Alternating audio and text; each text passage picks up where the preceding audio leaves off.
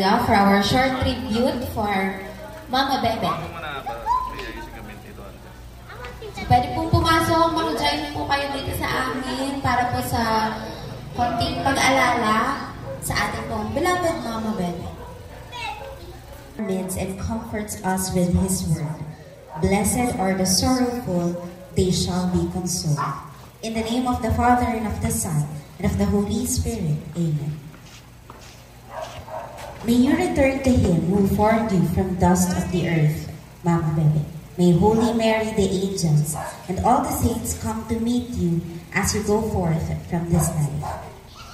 May Christ who was crucified for you bring you freedom and peace. May Christ who died for you, the true shepherd, acknowledge you as one of His flock. And may He forgive all of your sins and set you among those who He has chosen. Saints of God, come to her aid. Hasten to meet her, angels of the Lord. The prayer that Jesus taught us. Our Father who art in heaven, hallowed be thy name. Thy kingdom come, thy will be done on earth as it is in heaven. Give us this day our daily bread, and forgive us our trespasses, as we forgive those who trespass against us. And lead us not into temptation, but deliver us from evil. Amen. Lord Jesus, our Redeemer, you willingly gave yourself up to death, so that all people might be saved and pass from death to our prayers. Look with love on your people who mourn and pray for their sister. Lord Jesus, holy and compassionate, forgive Mama Bebe of her sins. By dying, you unlock the gates of life for those who believe in you. Do not let our beloved Mother forever and ever. Eternal rest grant unto the soul of Mama Bebe, O Lord, and let their perpetual light shine upon her. May her soul rest in peace. May Almighty God bless us with His peace and strength, the Father, the Son, and the Holy Spirit. Amen. A short welcome message from, of course, Mami Eva. Hello, Miles. Magandang gabi po. Ayan, napapaiyak ako. Sa inyong lahat, sa lahat ng aming kamag-anak dito, mga kaibigan, ay, hirap. Lubos po ang aming kagalakan dahil sobra-sobra po ang nagmamahing sa aming kapatid na napakabait at alam niyo naman ang mga pangyayari. Masakit man sa aming kalooban, pinagdaanan ng aming kapatid. Lubos po ang aming pasasalamat sa inyo. Na siya ngayon ay wala nang sakit, nag-join na sa Panginoon. Natanggap na namin ang mga pangyayari. Message.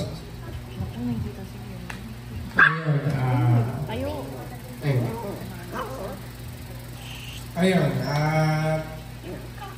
unang-una, ayun, gusto kong magpasalamat kay Mama kasi nilagaan niya ako hanggang sa huling hininga. Nagpakahirap siya dun sa abroad para matustusan niya mga pangangailangan, mga kaunting kagustuhan, yung mismong role ng nanay sa isa niya. Nagampanan naman niya, napakabuti. Ayun, wala na akong hihilingin pa. And syempre, alam naman natin na lahat naman at some point, lahat tayo nakatayo dito, dadating din tayo dyan eh.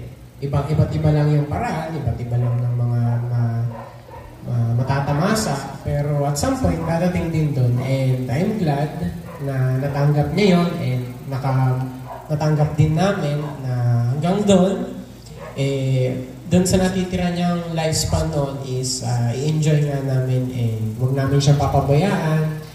Ipunin namin yung mga memories niya na as much as possible is masaya, kaaya-aya, tsaka yung mga di niya makakalimutan.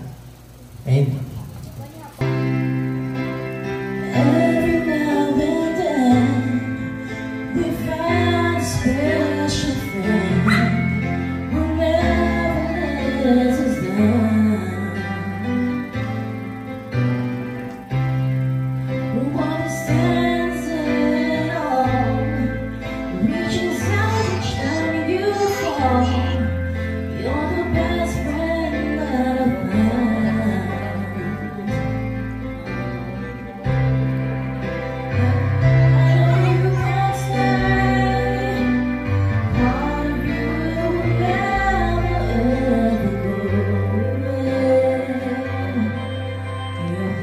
Will stay. I'll make a wish for you and hope it will come true. The light was just behind to such a gentle man. If you lose your way, take back on yesterday.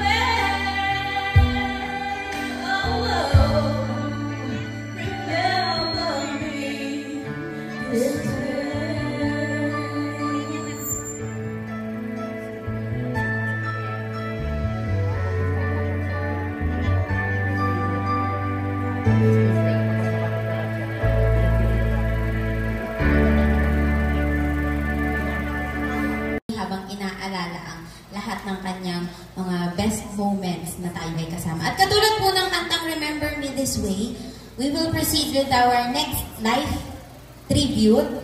Aalalahanin ano yung mga best moments kasama si Mama Bebe. And of course, magbibigay ng message. Uunahin po natin sa magkakapatid ay si Tita G.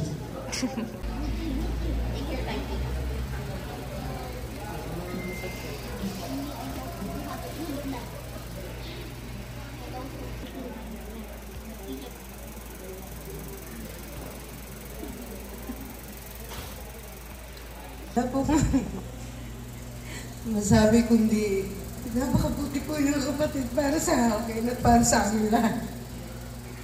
Kami po niya 12 taong magkasama sa Israel. Wala po kong hiniling dyan na hindi niya binigay sa akin. Lahat po ng hiniling ko, binigay niya. Lahat ng gusto ko, binigay niya. Mahal na mahal po siya. Ganun din naman po siya sa akin.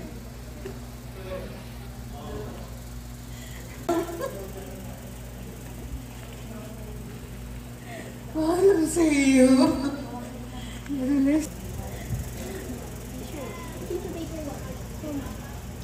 Next po, Tito Antel.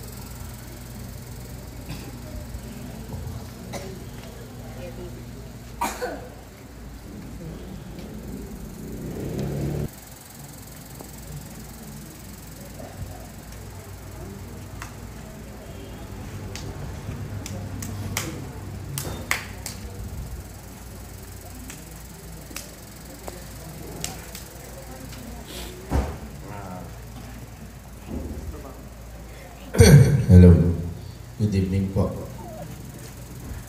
At sa simula, mula nang ma-detect meron siyang stage 4 cancer,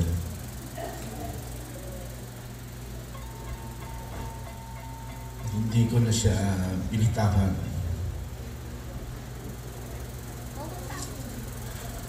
Kahit minsan hindi ko na kayang mag-drive. Pabalik-balik ng Manila, Batangas, or ng Bataan.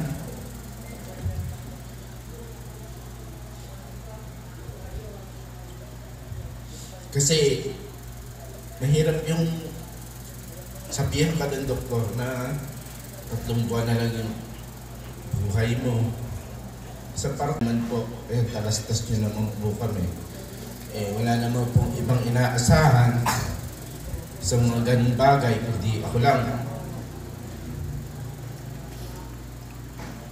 At least, bago siya nawala, ginawa naman po namin lahat yung aming makakaya, kahit hindi kaya. Sa pagod, talagang naninigas na yung katawan ko, pero kailangan gawin eh. Kasi kapatid mo yan, hindi mo naman pwedeng kalimutan, hindi mo naman pwedeng pabayaan.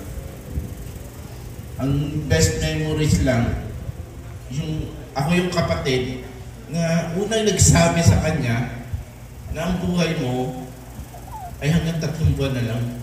Masakit po yun. Dahil sa akin po unang sinabi ng doktor yun eh.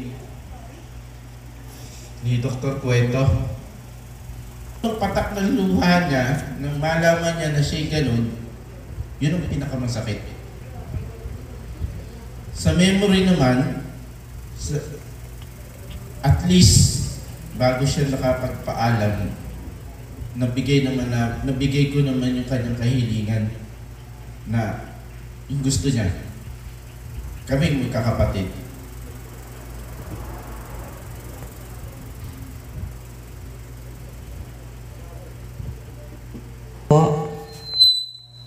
Masasabi ko lang po sa kapatid kong ito, sa lahat po nung pinaka-spoiled sa kanya, ako po yun. Halos lahat po nung inaano niya kahit nung start pa lang maging teacher. Bibili lahat ng damit ko.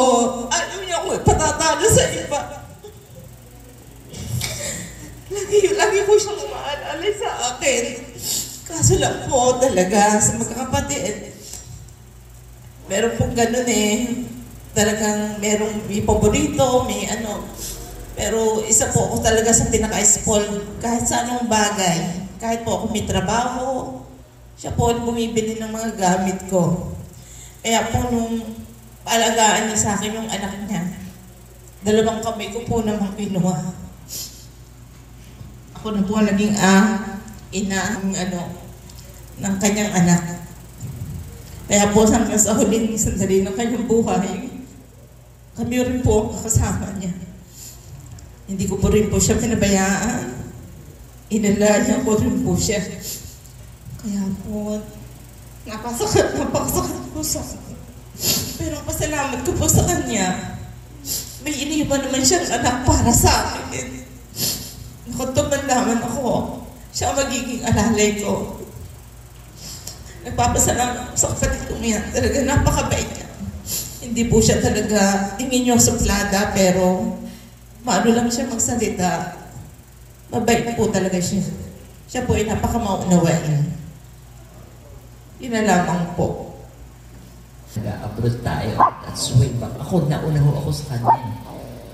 So, inalagaan niya si Perus ng 2 taon. So, pinanganak ko muna dito. Then, iniwan ko sa kanya.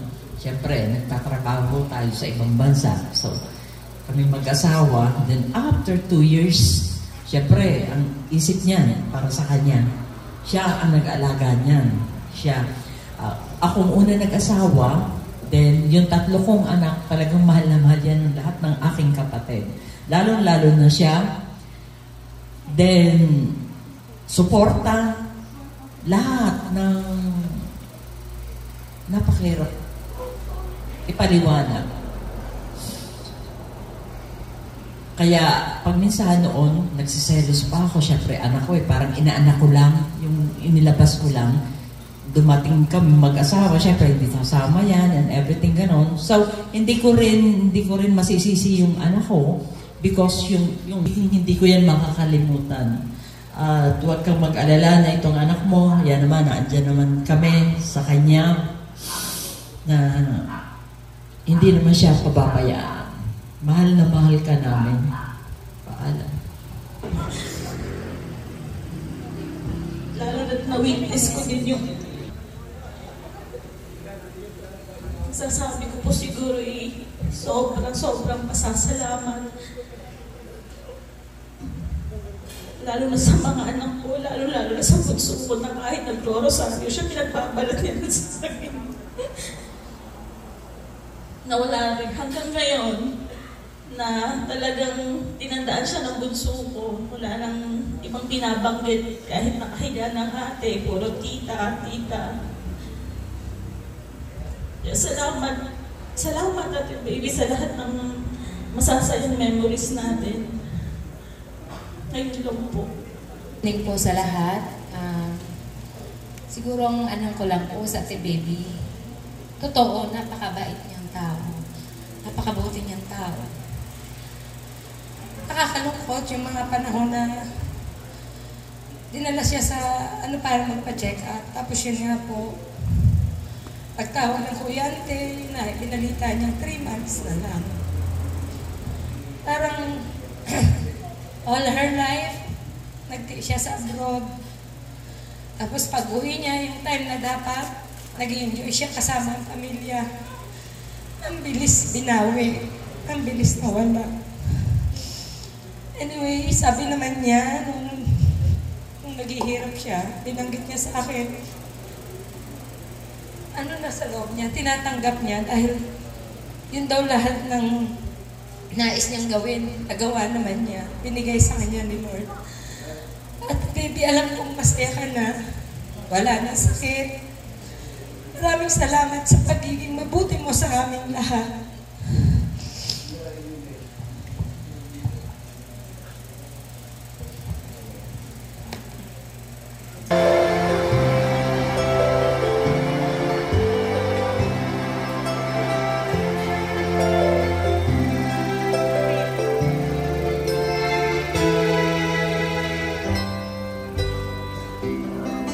Lungkot sa iyong mga mata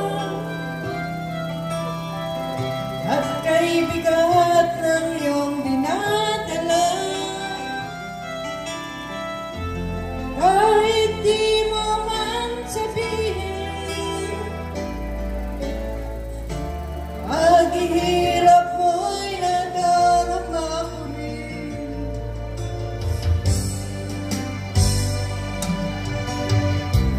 Narito ang mga palad ko,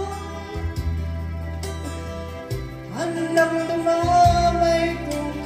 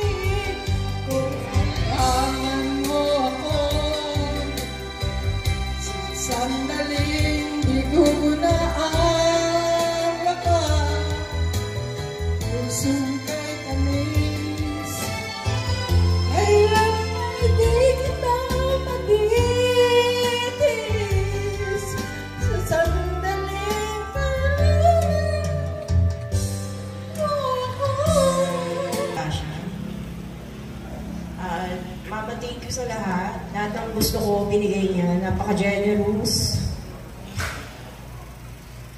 Mama, thank you. Kahit matigas ang ulo ko, love mo pa rin ako.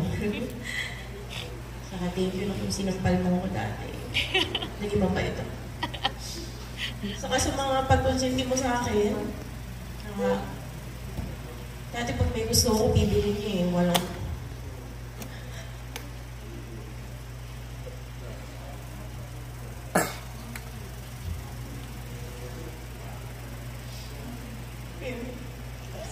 yun lang. Thank you. Nakilala ko siya na hindi siya mahirap kasama yun. Napaka-cowboy. Kahit na yun nga, minsan nahihirapan maglakad. Pero pagka may kailangan puntahan o mamasyal kami, hindi siya mareklamo eh. So ayaw niya nang iniintindi mo siya, ayaw mo nang pinoproblema mo siya. Hindi Gusto niya lagi lang masaya. Ayun, Mama, maraming salamat sa lahat na mga pasalubong, pinagsamahan natin. At nakita ko na napakatabang minarap yung sakit na dumapo sa'yo. Siguro kami ngayon medyo nalulungkot kami dahil hindi ka na namin makakasama araw-araw. Pero sa isang banda, masaya kami kasi makakapagpahinga ka na ng wala nang nararamdamang sakit. Ayun, pasensya mo na rin kami sa may mga bagay na hindi kami napagbigyan para sa iyo din naman. Pasensya mo na kami. At yun, mahal na mahal ka namin. Yun lang po. Salamat. Bakit Ninang? Actually, favorite Ninang ko po siya. Huwag po sana magsiselos si Ninang kay Kay. Ay, grabe. Favorite Ninang ko po ang Mama Bebe kasi nung bata po ako, ang lagi ko pong sinasabi ay gusto ko pong maging katulad niya paglaki. Lagi naka-high heels, naka-dress, naka-skirt. Yun pong mga takong ni Mama Bebe dati pag po nagbabakasyon siya dito. Lagi po yung nakatago sa itaas.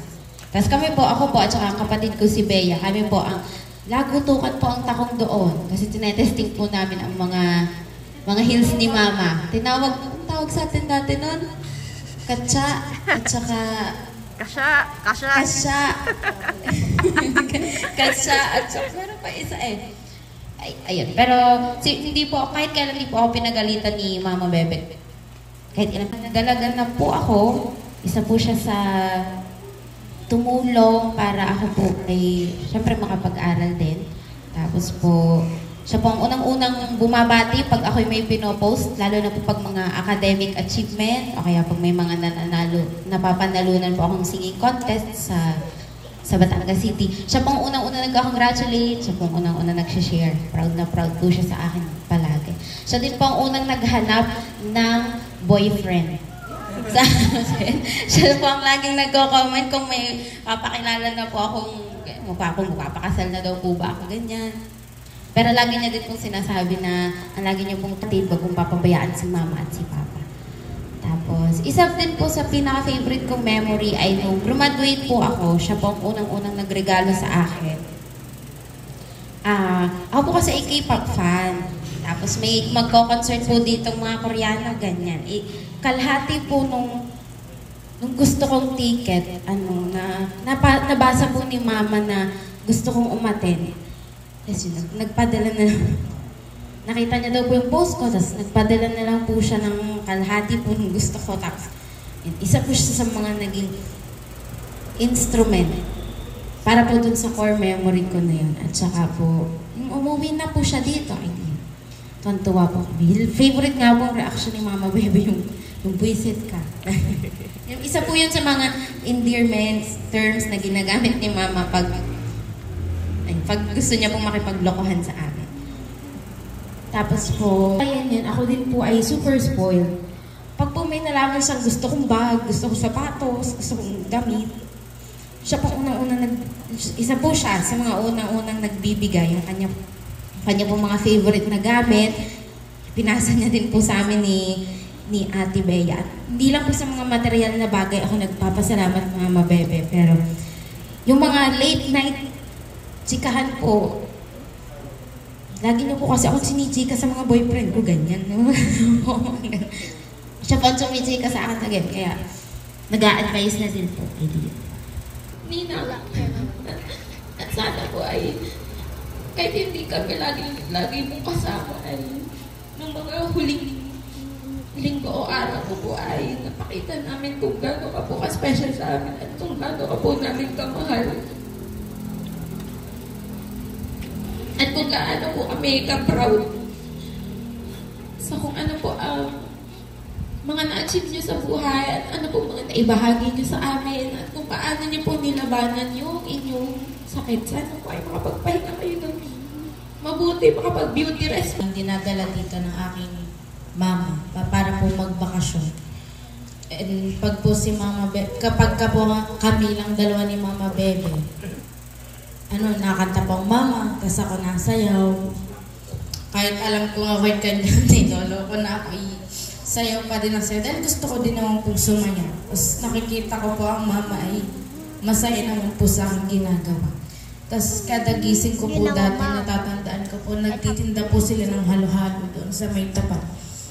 Kada gising ko po ay meron na po agad nakahandang pinipig, gatas, tsaka yelo. Yun lang po kasing kinakain ko. Pagkakagising ko po tuwing hapon, may ganon. O di kaya po, pupunta po kami kay Ate Ana. Bibilhan niya po ako ng piatos na cheese flavor. Yun po lagi ang kanyang parang reward po sa akin. Dahil ako po natutulog sa hapon. Dahil nga po syempre bata pa, gusto maglaro, ayaw matulog. Kaya hindi naman ako lumaki pero nakakain naman ako ng pinipig na gawa ni Mama Bebe. Yun po ang aking core memory. At alam po ni Mama na gano'ng katagal. Kahit sa short period of time, alam ko po na naramdaman niya po na mahal po namin siya. Yan lang po. Thank you po. Yun nga, kasi simula bata pa kami, siyempre magkasabay kami libok ng taas kami laging malapit. So yun, kapag malilit pa kami ni Neil, lagi kami kasama ni Mama kung saan magpunta, ganyan, banday sa tindahan, tapos panuturo namin kahit palugi na yung tindahan, bigay pa ni Mama. Yun, para